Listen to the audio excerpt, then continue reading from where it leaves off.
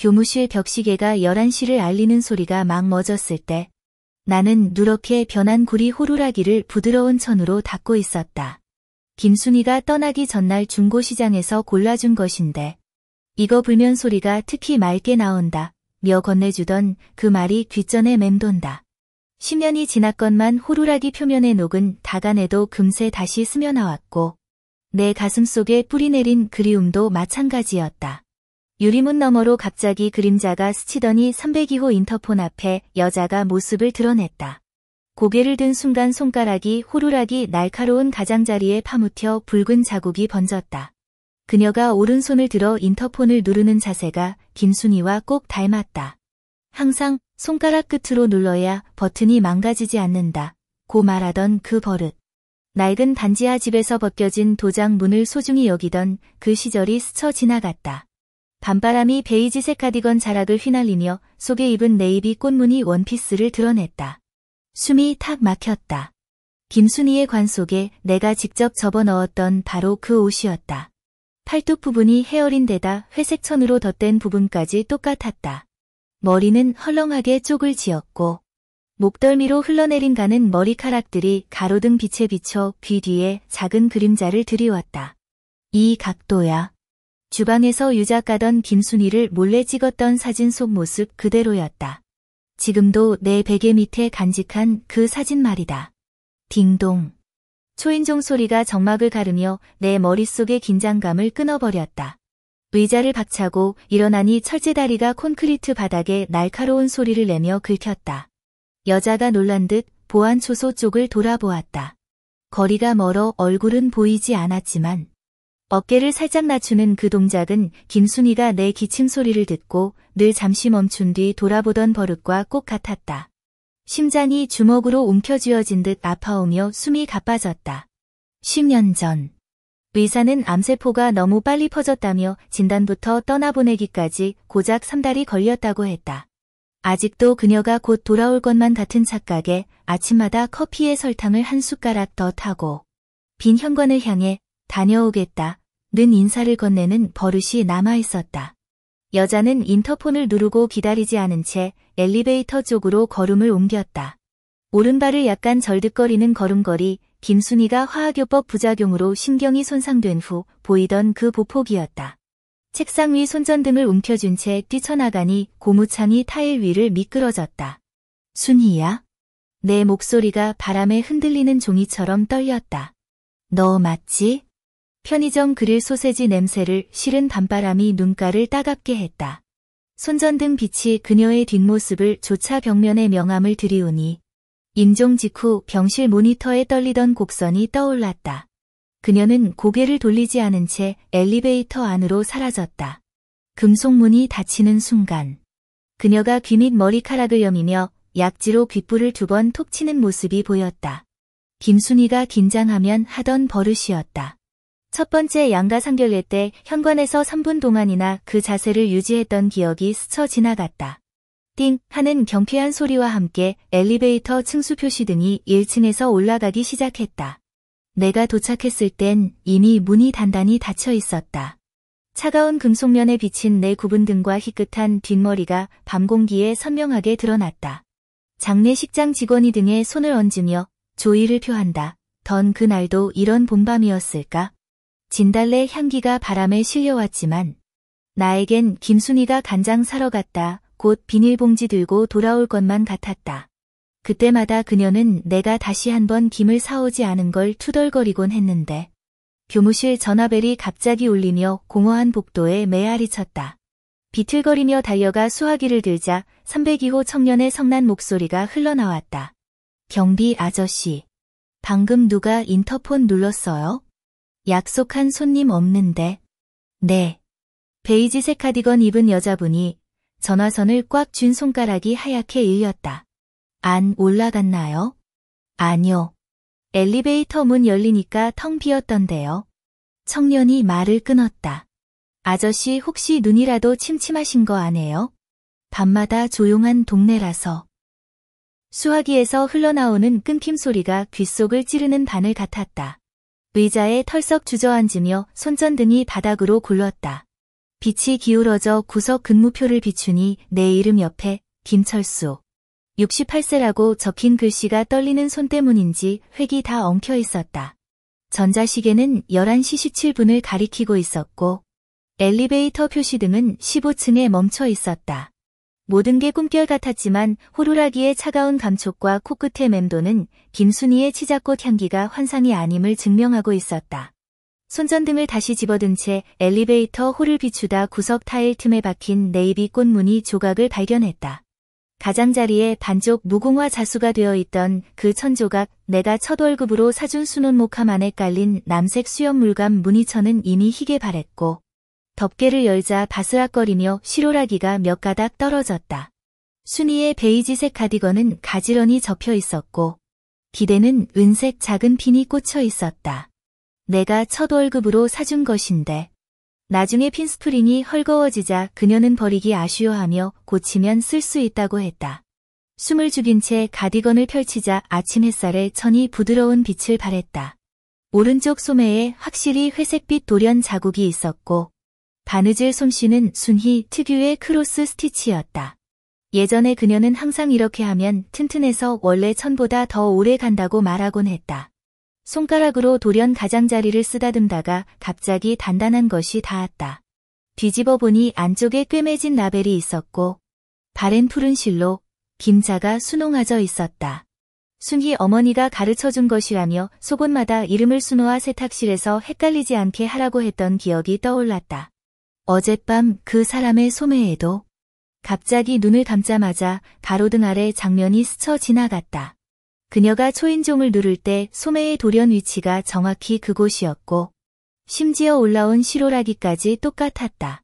가디건 주머니에서 무언가 떨어져 바닥에 맑은 소리를 냈다. 굽어잡으려 할 때 허리에서 익숙한 통증이 밀려왔다. 10년 전 병원에서 순희를 간호하던 밤샘으로 생긴 고질병이었다. 베이지색 단추였고 가장자리에 작은 흠집이 있었다. 심장이 무엇에 쥐어진 듯 아파 숨이 막혔다. 이 단추와 어젯밤 주운 것이 완전히 일치했다. 순희가 옆집 아이를 쫓다가 문에 끼어 떨어진 단추를 찾다가 결국 오래된 셔츠에서 비슷한 것을 떼어냈던 기억이 났다. 새 단추에는 흠집이 없었는데 알고 보니 그녀가 나중에 찾았던 것이었다. 두 개의 단추를 나란히 손바닥에 올리자 창문 틈으로 비친 아침 햇살이 흠집까지 똑같이 비추었다. 눈물이 갑자기 주체 못하고 떨어져 단추에 작은 물감을 번지게 했다. 예전 순희가 올 때마다 내가 서툰 손수건으로 닦아주던 모습이 겹쳤다. 가디건 밑단에는 옅은 노란 얼룩이 남아있었다. 그 겨울 순희가 인삼차를 끓이다가 쏟아서 생긴 자국이었다. 그녀는 항상 내 기혈이 부족하다며 보양식을 배우려고 난리치다가 작은작은 소들 엎어 손등을 대고도 보여주지 않았었다. 가디건에 얼굴을 파묻자 나프탈렌 냄새와 순희가 애용하던 치자꽃, 비누향이 섞여났다. 10년째. 매년 이 가디건을 2번씩 꺼내 햇볕에 말렸다. 순희가 살아있을 때처럼 말이다. 그녀는 햇빛이 진드기를 죽여 입기 편하다고 말하곤 했다. 서랍 깊숙이 파란 공책이 보였다. 순희의 가계부였다. 누렇게 변한 페이지를 넘기다 빨간 펜으로 앙글라 가디건 3만 원. 철수야 예쁘다고 해라고 적힌 부분에서 작은 스마일리 얼굴이 그려져 있었다. 결혼 25주년 기념일에 백화점에 데려갔을 때 그녀가 이 옷 앞에서 오래 머물렀지만 비싸다고 사지 않으려 했던 기억이 떠올랐다. 내가 몰래 사서 옷장에 숨겨놓고 깜짝 선물했던 날이었다. 주머니에서 진동이 울렸다. 관리실에서 오늘 오후에 장근 가능한지 묻는 전화였다. 어물거리며 대답하던 내 시선은 가디건 소매의 돌연에 머물렀다. 순희의 바느질 도구 상자에는 아직 같은 회색 실이 남아있을 거라 확신했다. 종이판에 남은 실을 말아 상자 오른쪽 아래에 가지런히 정리하던 그녀의 습관이 기억났다. 바늘집을 찾아냈을 때 햇살은 이미 창가까지 기어 올라와 있었다. 회색 실뭉치가 정확히 그 자리에 있었고 옆에는 은색 작은 가위가 놓여 있었다. 날에 무궁화 문양이 새겨진 그 가위는 순희의 혼수품이었다. 그녀는 이 가위가 모든 근심을 잘라낼 수 있다고 말하곤 했다. 실뭉치에는 반쯤 꽂힌 바늘이 남아 있었고 실은 가디건 도련과 완전히 일치했다. 바늘을 짚는 순간 어젯밤 그 사람의 손가락이 떠올랐다. 가냘프지만 민첩한 손동작. 초인종 누를 때의 힘 조절이 순이의 바느질 모습과 판박이었다. 가디건을 다시 접어 목함에 넣을 때 바닥에서 단단한 것이 닿았다.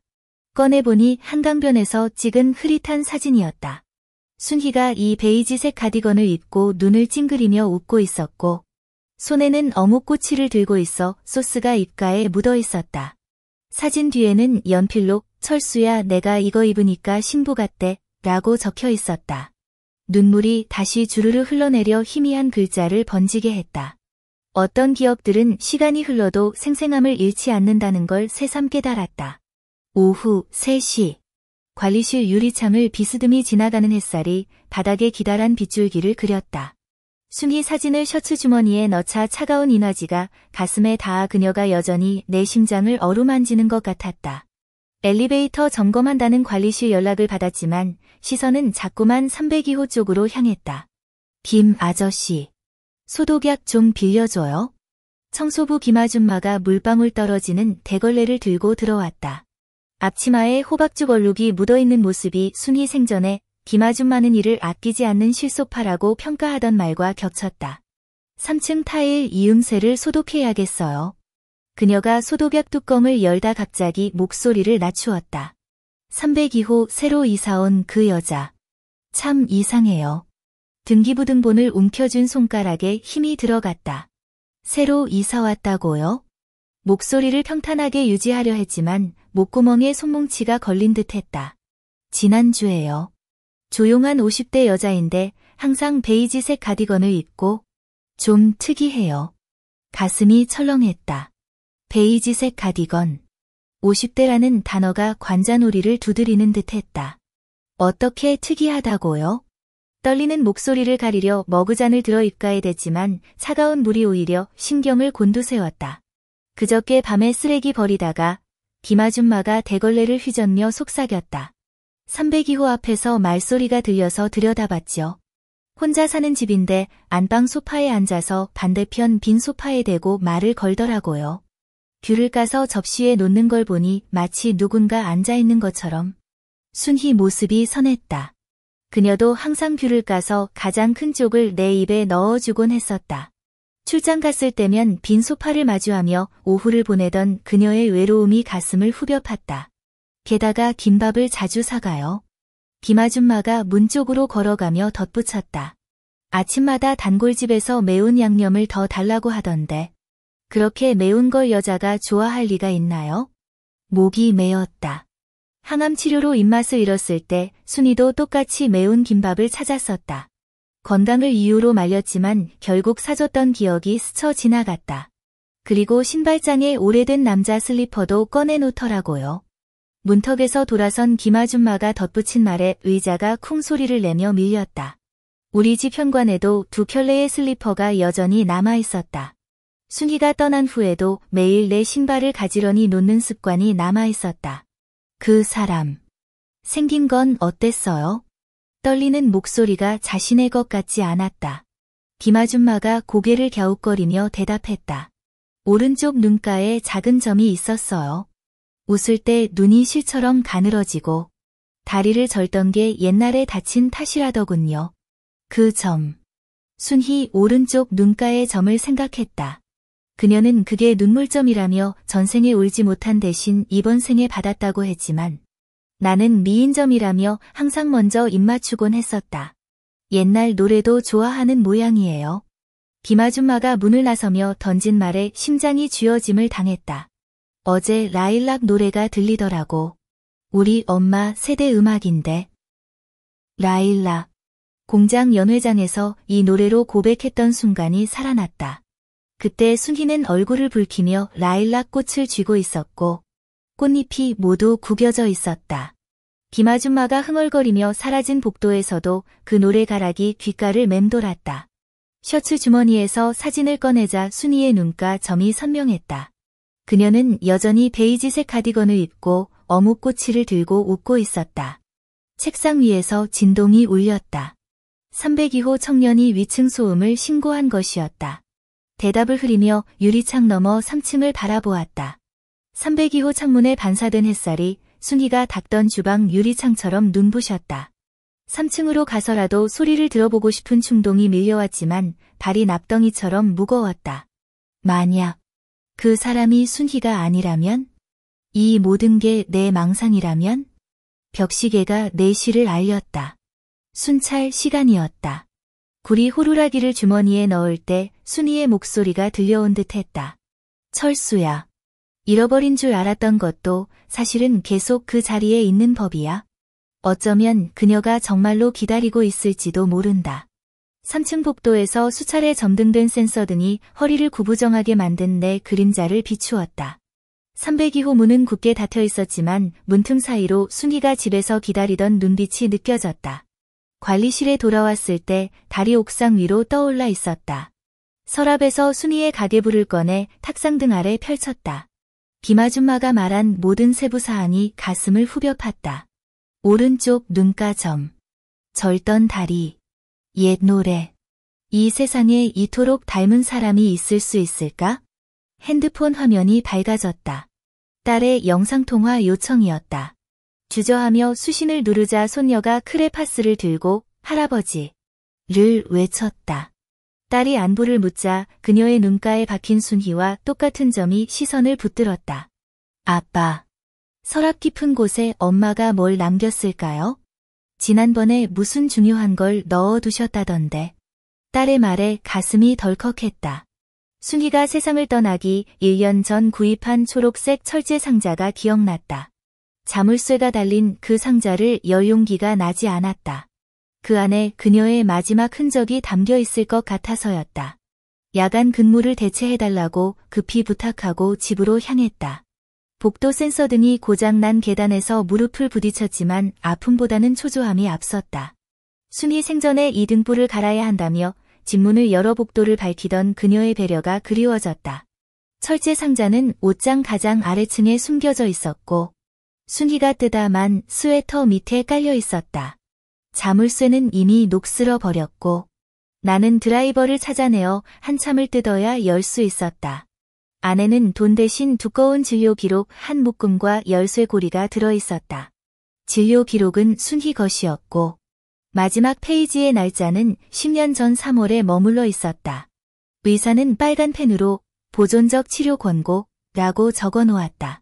나는 빽빽한 글자 위로 손가락을 스치며 그녀가 마지막 순간까지 아프지 않다고 말했던 거짓말을 떠올렸다.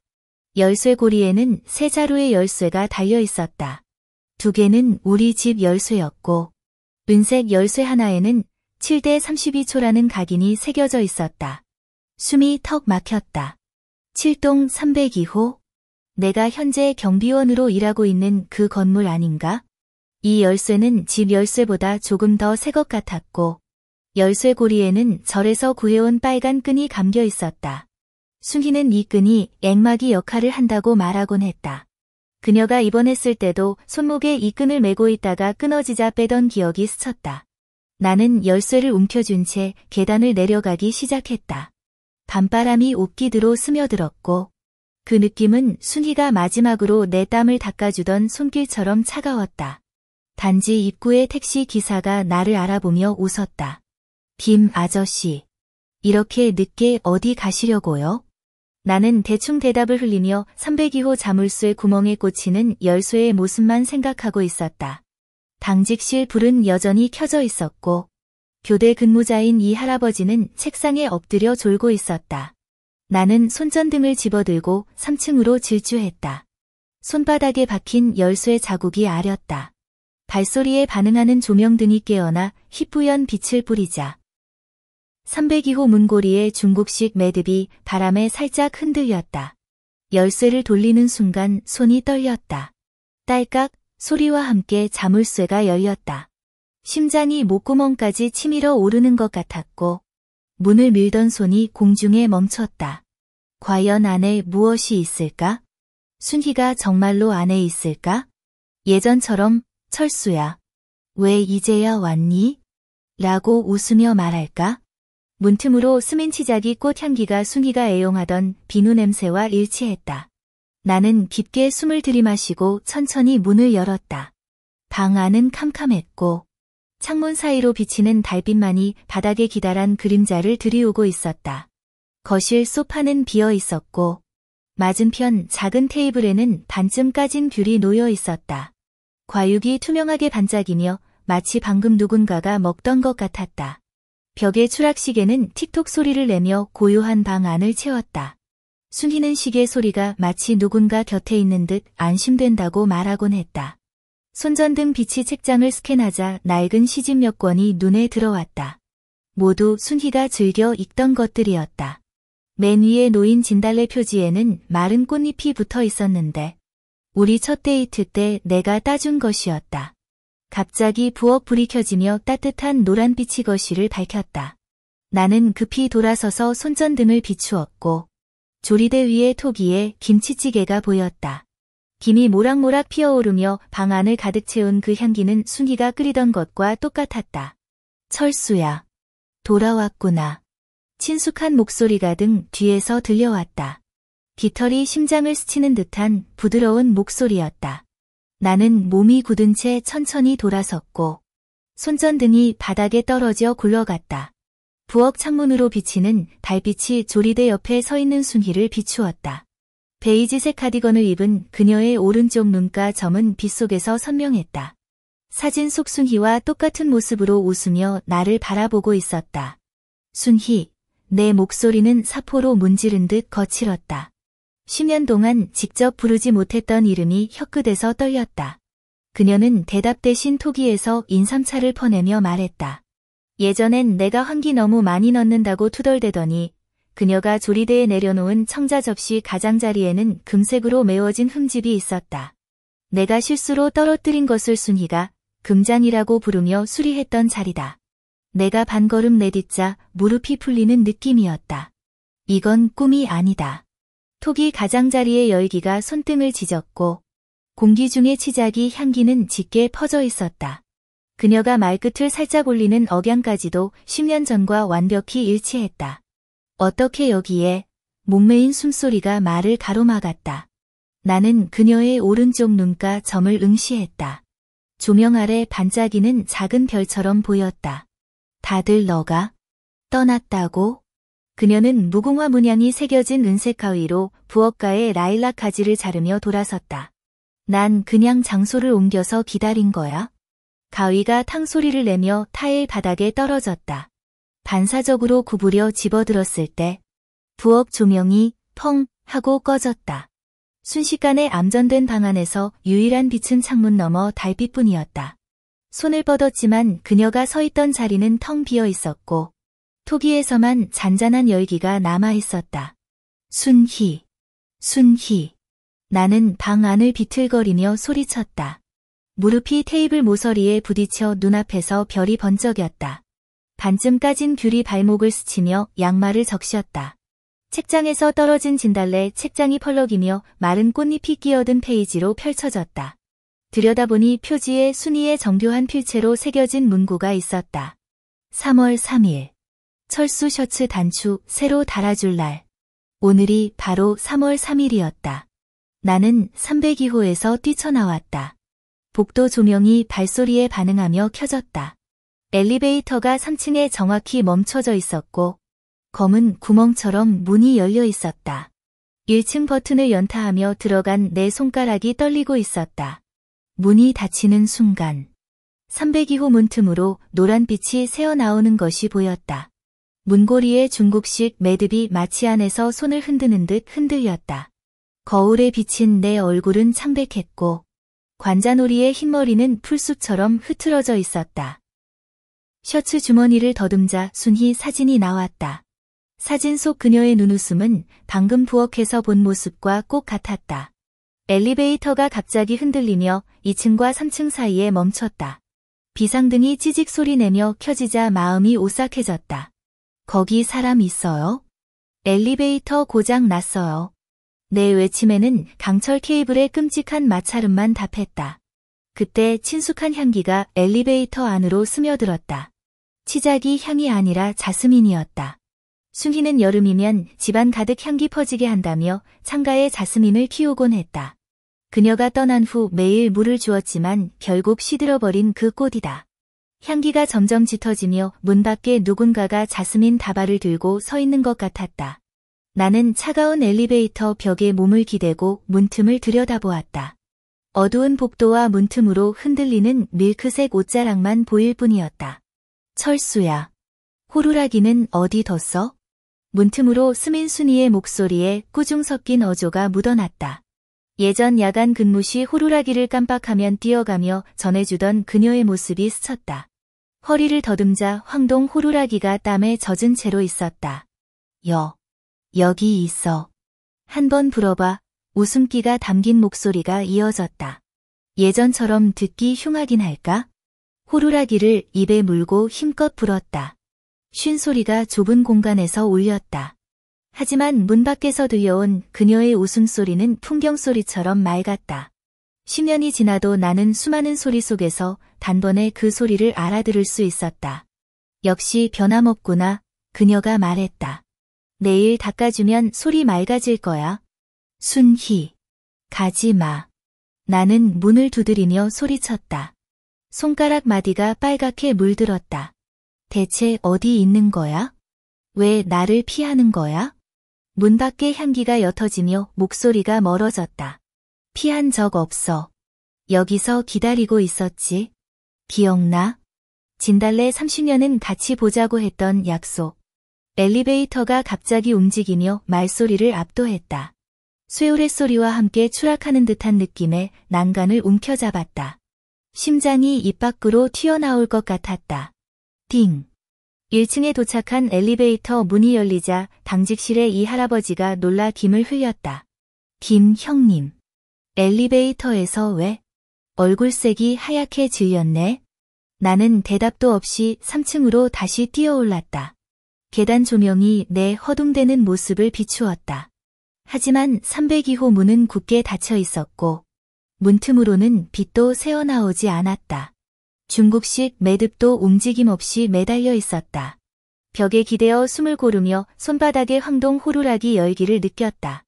엘리베이터의 자스민 향기, 순희 목소리, 반쯤 까진 귤. 모든 것이 현실처럼 생생했다. 순희가 떠난 날 아침이 떠올랐다. 병실 창가에 라일락이 만개하던 날. 그녀가 내 손을 잡으며 말했었다. 철수야. 내가 가도 너무 생각하지 말고 잘 먹고 잘 자거라. 마치 내가 간장 사러 나간 것처럼. 그때는 헛소리로 들렸지만 이제야 이해가 갔다. 그녀는 이미 이곳에 집을 마련해두고 내가 찾아오길 기다렸던 것이다. 당직실 시계가 2번을 알렸다. 새벽 2시였다. 의자에 앉아 7대 32 각인된 열쇠를 만지작거리다 문득 순이의 말이 생각났다. 엘리베이터 거울은 진심을 비추지 못한다고 했지만 방금 그 거울 속에서 나는 10년 만에 처음으로 눈빛의 생기가 돌아온 자신을 보았다. 창밖 바람이 진달래 꽃잎을 흔들었고 치자기 향이 섞여 들어왔다. 나는 순희가 이 건물 어딘가에 보이거나 보이지 않는 곳에서 예전처럼 집으로 돌아오길 기다리고 있음을 알았다. 경비실의 형광등이 깜빡거리며 지지직 소리를 냈다. 순희가 예전에 쓰던 낡은 재봉틀 소리 같았다. 302호 열쇠를 황동 호루라기에 묶어 가슴팍에 걸어두니 차가운 금속이 왠지 따뜻하게 느껴졌다. 그녀가 항상 차가운 손을 내 옷기드로 밀어넣으며 웃던 모습이 떠올랐다. 교대하던 이 아저씨가 단팥빵을 건네며 입가에 깨를 묻히고 말했다. 김씨, 요즘 왜 이래? 3층에 금이라도 묻혀둔 거야? 대답 대신 빵을 반 갈라 창가에 올려두었다. 순희가 늘 남은 음식을 고양이에게 주라며 잔소리하던 버릇이 생각났다. 새벽녘에 걸레를 들고 3층으로 올라갔다. 소등된 복도에서 먼지가 햇빛에 춤추듯 일었다. 순희는 먼지를 피하지 말고 당당히 쓸어버리라 했었다. 302호 앞매트 끝에서 반짝이는 물건이 눈에 들어왔다. 주워들자 손가락이 화끈했다. 은빛 비녀였다. 무궁화 봉오리에 세필 다이아몬드가 박힌 순희 60살 선물이었다. 그땐 돈 낭비라며 투덜대더니 이튿날 바로 머리를 올려 비녀를 꽂고 돌아다녔지. 비녀끄댄 홍실이 세 가닥 감겨 있었다. 본명년이면 내 허리띠에 3번 돌려 묶어주던 그 버릇. 유리창에 비친 내 모습이 길게 늘어져 있었다. 삐뚤어진 넥타이를 고쳐 매다 문득 순희가 옆에서 너무 푸석푸석 매지 말라 며 잔소리하던 모습이 떠올랐다. 비녀를 주머니에 넣으려는 순간 유리창에 또 다른 그림자가 겹쳤다. 내 것이 아니었다. 베이지색 가디건에 헝클어진 머리, 목덜미로 흘러내린 가는 머리카락, 오른쪽 눈가의 점이 아침 햇살의 주사처럼 빛났다. 손에 든 청자 접시의 깨진 부분까지 선명했다. 순희다. 발이 땅에 박힌 듯 움직일 수 없었다. 목에서 타는 듯한 덩어리가 치밀어 올랐다. 유리 너머 그녀가 고개를 갸웃거리며 입가를 찌푸렸다. 한강에서 사진 찍을 때의 그 표정. 살짝 드러난 송곳니까지 똑같았다. 비녀, 물기 섞인 목소리가 유리를 통해 전해졌다. 지난번에 내 셔츠 수선하다가 여기 떨어뜨렸나 봐. 뒤를 돌아보았지만 텅 빈 복도에 걸레만 기대어 있었다. 302호 무늬 중국식 매듭은 꼼짝도 하지 않았다. 그런데 유리창의 그림자는 사라지지 않았다. 그녀가 접시를 들이밀며 말했다. 인삼차에 꿀 타봤어. 너무 쓰다고 하지 않았니? 손가락으로 유리를 두드리는 소리가 귓전을 스쳤다. 10년 동안 꿈속에서만 보던 그 손을 잡으려 했지만 매번 허공을 휘젓고 말았다. 유리에 맺힌 내 지문이 흐려지며 그녀의 입김인 듯 안개가 서렸다. 순희, 유리에 이마를 대며 중얼거렸다. 바닥에 떨어진 눈물이 동그라미를 그렸다. 그림자가 미소를 지으며 주름살을 모았다. 금잔화가 피어나는 모습 같았다. 밥 좀 제대로 챙겨 먹어. 그녀가 귓밑을 만지는 버릇이 여전했다. 또 살 빠졌잖아. 유리가 갑자기 뿌옇게 흐려졌다. 소매로 닦아보았지만 그림자는 사라져버렸다. 마지막 남은 목소리가 아침빛에 녹아들었다. 다음에 머리 따아줄게. 청소하는 김 아줌마가 양동이를 끌고 왔다. 김 아저씨, 왜 울고 있어요? 비녀를 주머니에 쑤셔 넣으며 대답을 피했다. 순희가 이 비녀를 처음 썼을 때 신부 같다며 놀리자 얼굴을 붉히던 모습이 선했다. 김 아줌마가 302호를 힐끔 보며 속삭였다. 방금 아래층에서 베이지 가디건 입은 여자 봤어요. 오른쪽 눈가의 점이 어디로 갔어요? 팔을 붙잡는 힘이 세져 아줌마가 얼굴을 찡그렸다. 재래시장 쪽인 것 같아요. 삼계탕이라고 쓴 종이를 들고. 삼계탕. 순희가 매년 봄이면 대추 3개를 넣어 끓여주던 그 약속. 허벅지를 찌르는 비녀의 통증이 현실감을 일깨웠다. 창가의 빵 조각을 고양이가 낚아채 갔다. 햇빛이 복도 유리창을 통해 들이우며 옛날 순희가 인삼차 끓일 때 소뚜껑에서 피어오르던 수증기처럼 일렁였다. 재래시장 입구에서 김치 국물 냄새가 코를 찌르다. 군중 속에서 베이지색 실루엣을 찾아 헤맸다. 비녀의 다이아몬드가 손가락에 자국을 남겼다. 골목 모퉁이에서 플라스틱 천이 날리는 소리. 유리창 너머로 익숙한 모습이 보였다. 대추를 고르는 손끝에서 종이 쪽지가 펄럭였다. 플라스틱 천이 날아오르자 심장이 목구멍까지 치밀어 올랐다. 그녀의 가디건 아래로 보인 청보라색 치마 무늬가 관 속에 넣어준 그 옷과 일치했다. 인파를 헤치고 달려가다 김치통을 넘어뜨렸다. 신발에 묻은 빨간 장국이 종이를 적시었다. 삼계탕, 당 뒤 3쪽, 대추 3알. 환기 약간, 순희 특유의 둥근 글씨체가 번졌다. 약간의 마지막 회개를 하던 것처럼 작은 꼬리가 달려 있었다. 순희. 외침과 동시에 그녀가 돌아보았다. 오른쪽 눈가의 점이 금가루를 뿌린 듯 반짝였다.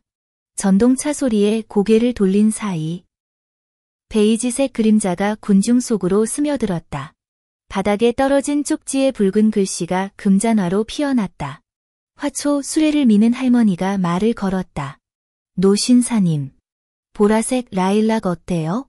첫사랑 생각나게 해드릴게요. 첫 데이트 날 순희가 움켜쥐고 있던 라일락 꽃다발이 생각났다. 그때 그녀의 손톱에도 깨진 자국이 있었지. 경비실 책상 위 라디오에서 잡음이 흘러나왔다. 그리움을 담은 1978년 히트곡 라일락을 보내드립니다. 기계식 다이얼의 녹이 쓴 냄새가 코를 찔렀다. 공장 연회장 무대가 눈앞에 아른거렸다. 20살 순희가 자줏빛 리본을 메고 첫 줄에 앉아있던 모습. 내가 기타를 치며 노래할 때 그녀의 얼굴이 조명보다 밝았었다. 언덕에 라일락이 피었다 졌네. 가수 목소리가 순희의 흥얼거림과 겹쳤다. 출장 나간 밤. 전화기 너머로 흘러나오던 그 목소리. 기다리는 사람이여. 부분에선 일부러 음을 어긋나게 불러 웃음을 터뜨리곤 했다. 라디오 스피커에서 은은한 치자꽃 향기가 풍겼다. 302호에서 맡았던 그 냄새다. 철수야. 눈살 좀 펴라.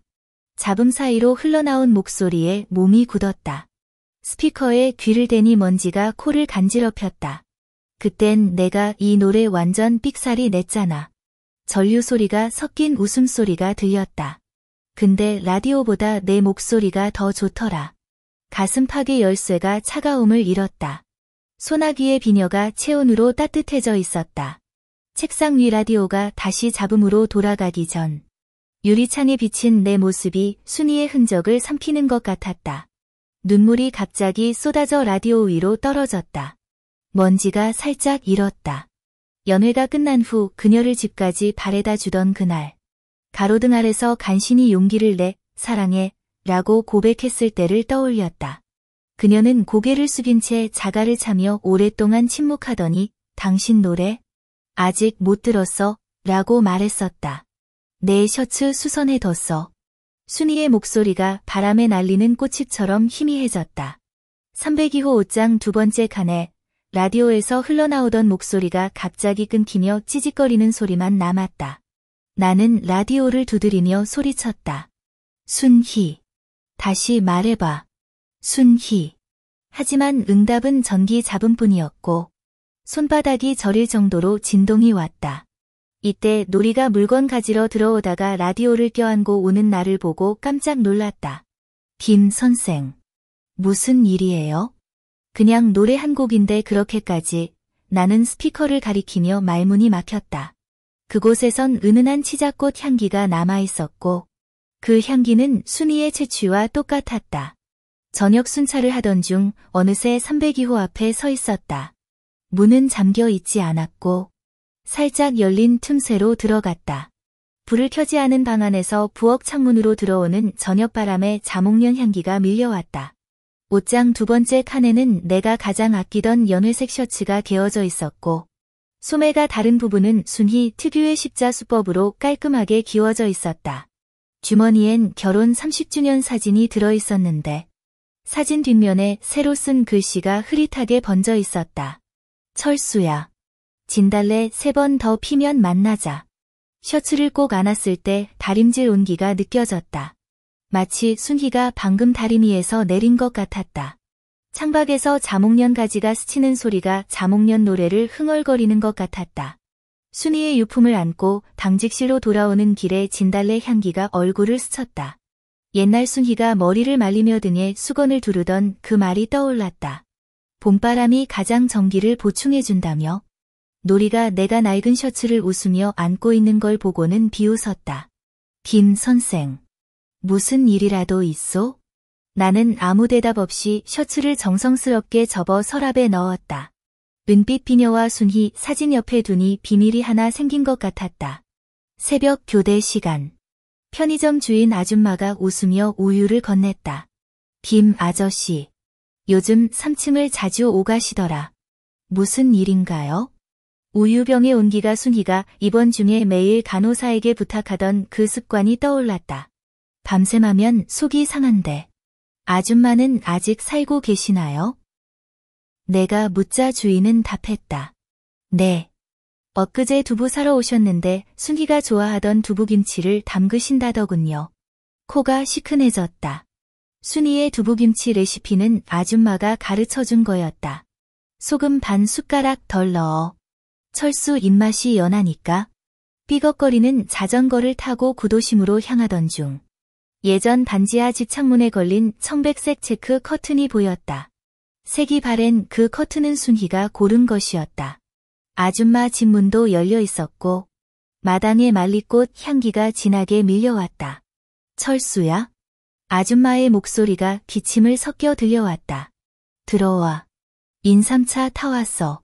집안 풍경은 변하지 않았고 벽에는 우리 결혼 사진이 걸려 있었다.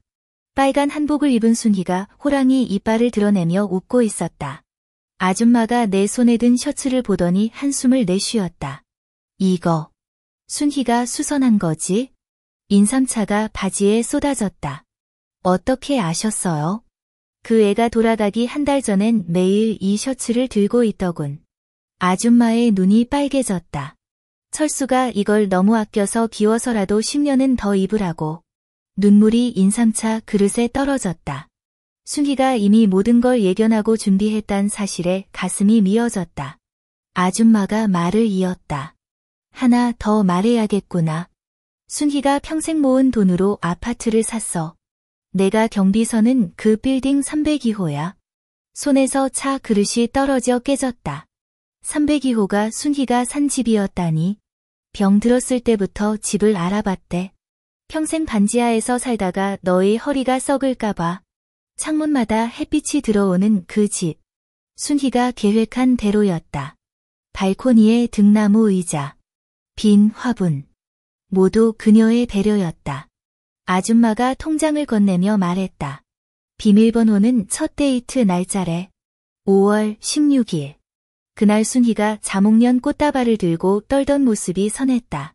아줌마 집을 나설 때쯤 해가 높이 떴다. 골목길에 자목련 노래가 울려 퍼지자 코끝이 찡해졌다. 302호 열쇠를 꽂을 때 손이 떨리지 않았다. 문을 열자 햇살이 발코니 등나무 의자까지 비추고 있었다. 옷장 구석엔 새 공구함이 놓여 있었고 옆에는 302호 준비 사항 노트가 있었다. 마지막 항목엔 이렇게 적혀 있었다. 철수 이사 오면 아침마다 홍삼차 타줄 것. 대추 3개 넣어서. 노트 끝에 그려진 작은 스마일 얼굴이 순희의 웃음을 닮았다. 발코니에 앉아 새 공구함을 열었을 때 기계유 냄새가 풍겼다. 순희가 첫 결혼기념일에 선물했던 공구 세트와 똑같았다. 그녀는 늘 말했다. 남자라면 제대로 된 공구를 가져야지. 파란 천에 쌓인 일기장을 발견했다. 표지에 무궁화 자수가 병중의 손떨림 탓인지 삐뚤어져 있었다. 첫 페이지 날짜는 10년 전. 순희가 진단받던 날이었다. 철수가 화장실에서 담배 피우며 울고 있는 소리가 들린다. 내가 무서워하는 척하면 더 힘들어할 거야. 그날 병실에서 순희가 창밖을 보며 말했던 게 기억났다. 오늘 날씨 좋다. 퇴원하기 딱이네. 중개소 앞에서 본 7동 아파트 이야기가 적혀 있었다. 철수 허리 아픈데 반지하 살면 안 되지. 평생 모은 돈으로 선물할 거야. 알리면 또 잔소리할 테니 비밀로 해야지. 그 시절 순희가 손녀 교육비를 위해 인삼차 대신 물을 마시던 이유를 이제야 알 것 같았다. 오늘 302호 청소하러 갔어요. 창문 닦다가 심하게 기침이 나서 의자에서 떨어질 뻔했지요. 다행히 창틀을 잡아서 철수가 눈치채지 않았어요. 유리창은 반드시 깨끗이 닦아야 해요. 신문 볼 때 반사되면 눈이 부시잖아요. 일기장에 떨어진 눈물이 먹물을 번지게 했어요. 김아줌마 말이 맞았어요. 순희가 떠나기 전날까지 창문을 닫고 있었는데 병원에 간 제게는 아무 말도 안 하고 오늘 기분 좋아서 무궁화 순 왔어 라고 웃었지요. 베이지색 카디건을 관에 넣을 때 의도적으로 단추 1개를 옷장에 남겨뒀어요. 철수라면 분명히 발견할 거예요. 302호에 와서 이 카디건 보면 내가 아직 있는 줄 알까요? 황급히 옷장을 뒤지니 정리된 카디건 주머니에서 딱딱한 게 만져졌어요. 베이지 단추였어요. 제가 주운 2개랑 똑같은데 이건 흠집이 없었죠. 라디오에서 라일락이 흘러나오네요. 철수는 항상 이 노래를 삑사리 내며 불렀죠. 302호로 이사 오면 낡은 라디오로 매일 이 곡을 틀어야겠어요. 제가 옆에서 흥얼거리는 것처럼요. 관리실 낡은 라디오 소리가 갑자기 생각났어요. 새소리 섞인 전파 소리 속에 순희의 목소리가 노래와 함께 깃털처럼 가볍게 들려왔죠. 환청이 아니라 미리 계획한 거였어요. 이렇게 오래된 노래를 함께 들으려고. 진달래 필 때까지는 못 버틸 것 같아 의사가 그랬어요. 철수는 진달래를 좋아해서 매년 산에 가지러 갔죠. 302호 베란다에 한 그심 심어뒀는데 꽃 필 때 보면 나를 생각해 줄까요? 베란다로 달려가 빈 화분을 들추니 빨간 끈으로 묶인 진달래 씨앗이 숨겨져 있었어요. 헐렁하게 매듭 지은 방식이 순희 특유의 방법이었죠. 햇빛 받은 씨앗은 작은 별처럼 희미하게 빛났어요. 마지막 페이지 날짜는 순희가 떠난 그날이었어요. 철수야. 늙을 때까지 못 함께해 미안해. 302호 열쇠는 내가 자주 입는 연회색 셔츠 주머니에 넣어뒀어. 옷장에 새 셔츠도 준비했는데 소매가 안 해져서 기울 필요 없어. 일기 읽을 때쯤이면 봄이 왔을 거야. 진달래 피면 내가 찾아온 걸로 알아줘. 흐릿해진 필적 끝엔 키 다른 두 사람이 손잡은 그림이 있었어요. 우리를 닮은 듯했죠. 옆에 작은 글씨로 다음 생엔 내가 너 기다릴게 쓰여 있었어요. 할아버지. 손녀 목소리에 눈물이 멈췄어요. 딸이 화분을 들고 서 있었어요. 앙상한 진달래 가지가 봉우리를 맺고 있더군요. 김아줌마가 할머니가 남긴 거래요. 화분을 베란다 테라스 옆에 놓았어요. 봉우리에 닿은 햇살이 곧 터질 듯 반짝였죠. 딸이 옷장을 보더니 아빠, 이 옷 엄마 입관할 때 입힌 거 아니에요? 놀라 물었어요. 일기장을 건네주자 딸은 울며 아이를 껴안았어요. 손녀가 엄마 얼굴을 닦아주는 모습이 순희가 날 달래던 모습과 겹쳤어요. 저녁 무렵 302호로 정식 이사했어요. 이사 도와주던 이모부가 집안을 둘러보며 진짜 사람 살던 집 같다 했어요. 베란다 진달래를 가리키며 원래 주인이 있었어. 순희가 계속 기다렸단다 말했죠. 이불에서 가드닐리아 향기가 났어요. 순희가 말린 듯한 향기였죠. 창문 너머 달빛이 벽에 나뭇가지 그림자를 드리웠어요. 젊은 시절 춤추던 그녀 모습이었어요. 새벽 3시. 라디오에서 라일락이 흘러나왔어요. 끄지 않고 그냥 들었어요. 순희가 침대맡에서 삑사리 내며 흥얼거리는 것 같았죠. 철수야. 진달래 곧 필 거야. 어디선가 시원한 손이 이마를 어루만졌어요. 순희 손길이었어요. 눈을 감으며 알아. 내가 계속 기다렸잖아. 웃었어요. 아침. 부엌에서 나는 냄새에 깼어요. 딸이 순희의 베이지 카디건을 입고 인삼차를 내오더군요. 대추 3개 넣었어요. 베란다 진달래에 첫 꽃이 피었어요. 바람에 흔들리는 모습이 순희의 미소 같았죠.